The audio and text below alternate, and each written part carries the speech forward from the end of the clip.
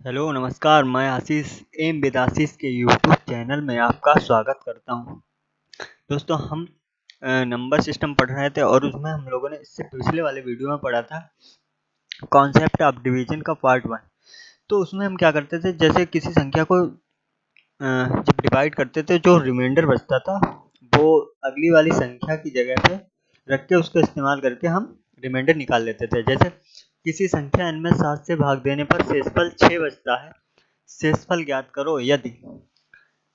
तो हम क्या करते थे, जैसे n में भाग देने पर रिमाइंडर क्या बच रहा है, 6 बचता है, तो 6 को हम n की जगह पे रख के, क्योंकि चूंकि 6 भी एक संख्या का ही भाग होता है, तो उसकी जगह पे रख के हम रिमाइंडर निकाल लेते थे। ठीक है, तो हम क्या करते हैं, जो आज का कॉन्सेप्ट है, कॉन्सेप्ट ऑफ डिवीजन का पार्ट 2 है, आज हम जो पढ़ेंगे उसमें उसका जो कॉन्सेप्ट है उसमें क्या है। हालांकि इस तरह के क्वेश्चन हम पहले भी कर चुके हैं, लेकिन इसमें हमने करा नहीं था। यदि किसी संख्या में p से भाग देने पर शेषफल r बचता है, कोई संख्या है उसको अगर हम p से भाग देते हैं तो शेषफल क्या बचता है, r। तो शेषफल ज्ञात कीजिए दूसरी संख्या में q से भाग दिया जाए। अगर हम q से भाग देते हैं तो रिमाइंडर हमें ज्ञात करना है। तो इस तरीके कॉन्सेप्ट में हम करते हैं क्या है, पहले p को q से डिवाइड करके देखते हैं। अगर ये p जो है q से पूरी विभाजित हो जाती है तो हम क्या करते हैं, तो r को विभाजित करके देखते हैं, अगर जो रिमाइंडर बचता है वही हमारा आंसर होता है। इस तरीके का कॉन्सेप्ट मैंने लिख भी दिया है, ये चाहे स्क्रीनशॉट ले लीजिए आप। सर्वप्रथम यहाँ परीक्षण करते हैं कि p q से पूर्णतः विभक्त है या नहीं। यहाँ पे यह है, यदि r में q से भाग देकर अभिष्ट शेषफल ज्ञात करते हैं। ठीक है, ये ज्ञात तो कर लेते हैं, परंतु ऐसा होता क्यों है। हम लोग पढ़ते आ रहे हैं कि ऐसे p से q को भाग देते हैं और मतलब जो रिमाइंडर बचता है, और फिर q से, ये तो हम आसानी से ज्ञात कर लेते, पर ऐसा होता क्यों है ये हम देखें। सीधे क्वेश्चन पे चलते हैं और क्वेश्चन से देखेंगे। n एक संख्या है जिसे जब 94 से विभाजित किया जाता है शेषफल 40 बचता है। जब उसी संख्या को 47 से विभाजित किया जाता है तो शेषफल क्या होगा। जब हम 94 से किसी संख्या को विभाजित करते हैं तो रिमाइंडर कितना बचता है, 40। ठीक है, जब उसी संख्या को 47 से विभाजित करेंगे तो रिमाइंडर क्या होगा। तो हम करते क्या है, पहले ये चेक करते हैं कि ये जो है संख्या ये इससे विभाजित है कि नहीं है। तो रिमाइंडर थ्योरम क्या है,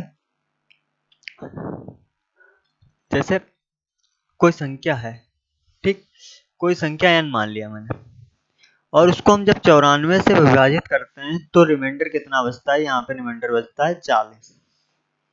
ठीक, और जो भागफल मान लेते हैं, कोई मान लेते हैं x मान लेते हैं, ठीक। तो रिमाइंडर थ्योरम क्या कहती है, जो भाज्य होता है, भाज्यन है, भाजक और भागफल का गुणनफल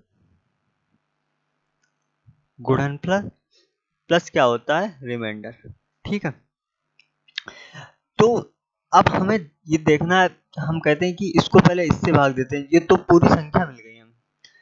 जब संख्या पूरी की पूरी इससे विभाजित, क्योंकि ये संख्या जो मिली है ये इससे तो विभाजित हो ही जाएगी 94x, और जो रिमाइंडर बचेगा, हमें जरूरत क्या है, हमें तो पहले इसको भाग करके देखेंगे, ये पूरी की पूरी कट जाएगी, और जो फिर हम देखते हैं फिर बचेगा क्या, रिमाइंडर ही तो बचेगा। तो हम फिर सिर्फ रिमाइंडर को डिवाइड करके देख लेते हैं, जो रिमाइंडर बचता है वही हमारा आंसर होता है। ठीक है, क्योंकि अगर ये विभाजित ना हो, ठीक, अगर ये विभाजित ना हो तो फिर रिमाइंडर निकलेगा ही नहीं। तो इसलिए हम क्या करते हैं, पहले इसको इससे डिवाइड करके देख लेते हैं, और फिर अगर पूरी की पूरी विभाजित हो जाती है तो जो रिमाइंडर होता है उसी को विभाजित करके हम क्या करते हैं, आंसर निकाल लेते हैं। ठीक है, ठीक, अब हम देखें, क्वेश्चन करते हैं,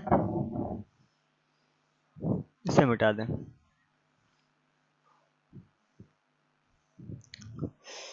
जैसे 94 है, ठीक, 94 से भाग देने पर रिमाइंडर कितना बचता है, 40, और फिर जो 47 से भाग देने पर रिमाइंडर क्या होगा। तो हम क्या करते हैं, इसको जब हम भाग देंगे तो क्या होता है, 47 दूना 94, यानी कि पूरी की पूरी विभाजित हो रही, तो हम इसको रिमाइंडर को भाग दे के देख लेंगे। तो 47 से 40 में भाग देंगे तो रिमाइंडर कितना आएगा? 7। यही हमारा आंसर होगा। इसमें आंसर नहीं है कोई भी, तो हम मान लेते हैं कि आंसर कितना होगा? 7। इसमें सारे के सारे ऑप्शन किसी में 7 नहीं है। ठीक, नेक्स्ट क्वेश्चन। n एक संख्या जिसे जब 216 से विभाजित किया जाता है तो शेषफल 75 बचता है। ठीक, 216 है संख्या और उससे भाग देने पर रिमाइंडर कितना बचता है? 75। जब उसी संख्या को 36 से भाग देते हैं तो रिमाइंडर हमें ज्ञात करना है। ठीक, तब हम क्या करेंगे? 36 से पहले विभाजित, क्योंकि 36 से 216 पूरी की पूरी विभाजित हो जाएगी। 36 छंगा 216। तो फिर हम क्या करेंगे? 36 से 75 को भाग दे के देखेंगे और जो रिमाइंडर बचेगा वही क्या होगा? हमारा आंसर होगा। तो 36 दूनी कितना होता है? 72। रिमाइंडर कितना आया? 3। यही हमारा आंसर होगा। Answer option A. ठीक, नेक्स्ट क्वेश्चन देखें। नेक्स्ट क्वेश्चन है ये वाला। ठीक है, इसमें देखो, डिवीजन और natural number in the form है। कभी कभी ऐसे क्वेश्चन आता है, यदि n एक प्राकृतिक संख्या हो तो,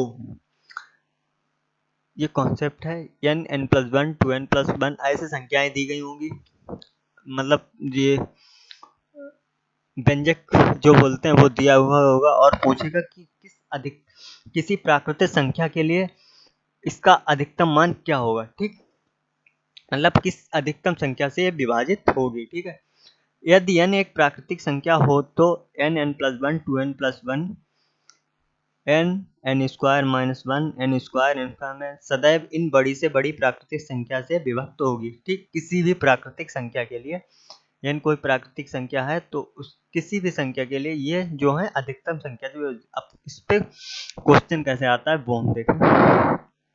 ठीक, ये देखिए, वह अधिकतम पूर्ण संख्या क्या है जिससे व्यंजक जो दिया गया है प्रत्येक n प्राकृतिक संख्या के लिए विभाजित है।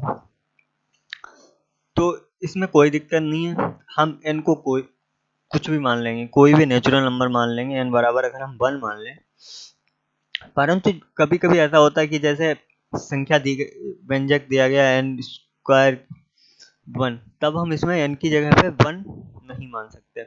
या तो दिया गया होगा कि n इज ग्रेटर देन 1 या n इज ग्रेटर देन 2, ऐसे दिया गया होता है, जैसे n स्क्वायर -2 हो। ठीक है, या n-2 और n बराबर, तो हम क्या करेंगे? n से n इज ग्रेटर देन 2 या 3 ऐसे मान लेते हैं। ठीक है, वो दिया गया। तो हम पहले क्या करते हैं, इसमें वह अधिकतम पूर्ण संख्या क्या है जिससे व्यंजक n की पावर 4 प्लस 6 n की power cube plus 11 n square plus 6n plus 24, ठीक, प्रत्येक n प्राकृतिक संख्या के लिए विभाजित होगी। तो हम क्या करेंगे? n बराबर 1 रखेंगे। तो क्या आ गया? 1 प्लस 6 प्लस 11 प्लस 6 प्लस 24। ठीक, 6 7 11 18 6 24 24 48। ठीक, तो वह अधिकतम संख्या क्या होगी? 48 होगी, जिससे प्रत्येक प्राकृतिक संख्या के लिए ये जो व्यंजक दिया गया है यह विभाजित हो जाएगा। क्योंकि हम n की जगह पे अगर 2 भी रख दें तो भी 48 से, n की जगह पे अगर हम 2 रख दें तो क्या होगा? तब कितना आएगा? 16 प्लस 2 दूनी 4 8 छंग 48 प्लस 2 44 प्लस 6 दूनी 12 प्लस 24, कितना आएगा? 4 2 6 4 10 8 18 6 24 का 4 2 2 4 5 4 9 4 13 1 14 144 आया। ठीक है, तो ये एक तो 72 से भी डिवाइड होगा, लेकिन क्या है, 72 से होगा, लेकिन अब हम कहें ये 72 से, लेकिन ये तो संख्या जब n बराबर 1 रखते हैं तब तो 72 से नहीं होगी ना। तो इसलिए प्रत्येक प्राकृतिक संख्या के लिए पूछा कि प्रत्येक प्राकृतिक संख्या के लिए वह कौन अधिकतम संख्या है जिससे पूरा का पूरा व्यंजक विभाजित हो जाए। ठीक है, तो n बराबर 1 के लिए कितना आया 48, तो इसका आंसर क्या होगा डी। ठीक है, ऐसे ही नेक्स्ट क्वेश्चन देखें। यदि n एक प्राकृतिक संख्या है तो n की जगह पावर 4 माइनस n को विभाजित करने वाली संख्या क्या होगी। ठीक है, अब हम यहाँ पे n बराबर 1 तो रख नहीं सकते क्योंकि अगर 1 रखेंगे तो 0 हो जाएगा। ठीक है, चूंकि दिया गया if n is greater than 1, तो n की जगह पे हम 2 रख के देखें। 2 दूनी 4 16 माइनस 2 कितना आएगा 14। ठीक, n की जगह पे हम 3 रखेंगे तो कितना आएगा 2 दूनी 4 3 3 9 81 आएगा। 81 माइनस 3, ठीक, कितना आया 72। ठीक,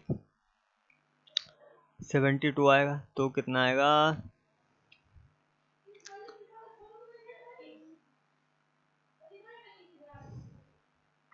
2 3 6 2 9 18। ठीक,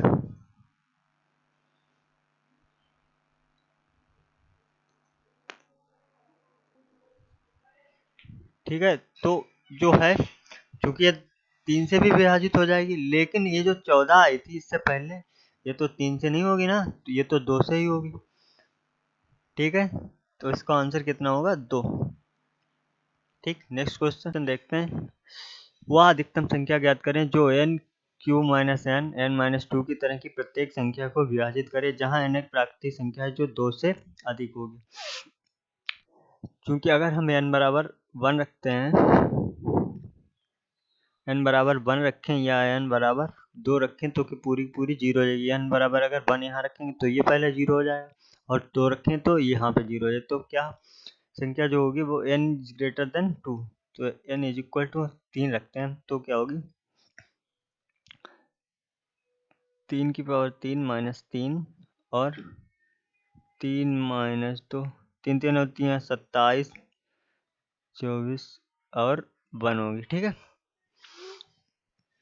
तो अधिकतम संख्या क्या होगी 24 होगी जिससे कि पूरी की पूरी संख्या n की किसी भी n का मान जो 2 से अधिक होगा प्रत्येक नेचुरल संख्या के लिए जो पूरा का पूरा व्यंजक विभाजित होगा वो क्या 24 से होगा, तो इसका आंसर 24 होगा। लेकिन इसमें आंसर दिया नहीं है तो आंसर क्या होगा 24। ठीक है, अगर वीडियो पसंद आया हो आपको तो लाइक करें और चैनल को हमारे सब्सक्राइब करें। ठीक है, धन्यवाद दोस्तों।